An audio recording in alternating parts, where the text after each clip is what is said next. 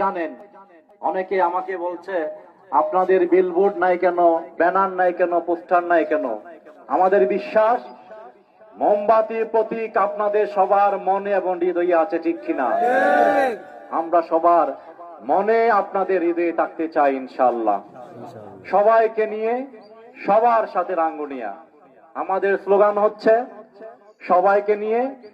সবাইকে নিয়ে সবার সাথে রাঙ্গুনিয়া। আমরা ঐক্যবদ্ধ আধুনিক রাঙ্গুনিয়া করতে চাই, যেখানে সন্ত্রাস, সংঘাত, সংঘর্ষ, চাঁদাবাজি, মাস্তানি থাকবে না।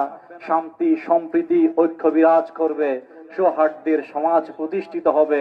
যেই সমাজ, যে শান্তি, যে সম্প্রীতি, যে শাশ্বত সমাজ দর্শন প্রদান করেছে এই দরবারের যে আকাবিরিন একরাম, এখানে আমাদের মুসলমান, হিন্দু, বৌদ্ধ সবাই একাকার হয়ে যায় আল্লাহর ওলিদের মাজারে পাক এসে। আজকে সে মাজারে পাকের মধ্যেও পর্যন্ত নির্মম, অমানবিক, নিষ্ঠুর আচরণ আমরা সারা দেশে দেখছি। সাধারণ মানুষ বুঝতে পেরেছে কারা শান্তির পক্ষে, সম্প্রীতির পক্ষে, আর কারা উগ্রবাদ, সন্ত্রাস, সংঘর্ষের পক্ষে।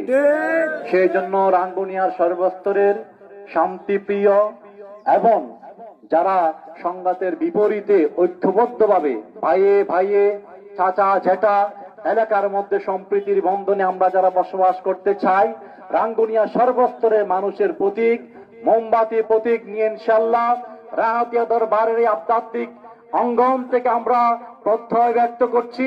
রাঙ্গুনিয়ার প্রত্যেকটা ঘরে ঘরে শান্তির বার্তা আমরা নিয়ে গিয়েছি। এই শান্তির মেসেজ দিয়ে যাব।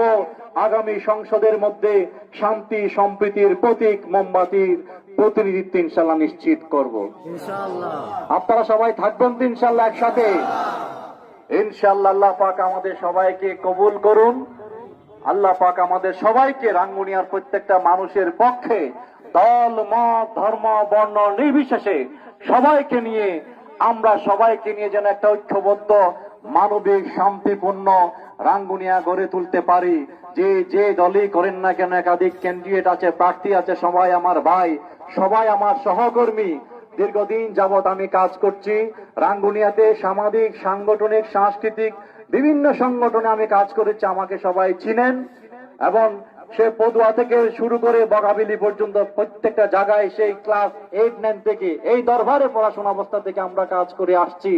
ইনশাআল্লাহ চট্টগ্রাম শহরে যখন ছিলাম, চট্টগ্রামে শহরে বসবাসরত রাঙ্গুনিয়ার তরুণ সমাজ নিয়ে কাজ করছি। ঢাকা সুপ্রিম কোর্ট আইনজীবী হিসেবে থাকলেও ঢাকাতে রাঙ্গুনিয়া যারা অধিবাসী আছে তাদের নিয়ে কাজ করছি। রাঙ্গুনিয়ার তরুণ সমাজকে শিক্ষা, দীক্ষায়, কর্মসংস্থানে এগিয়ে যাওয়ার জন্য ক্যারিয়ার কাউন্সেলিং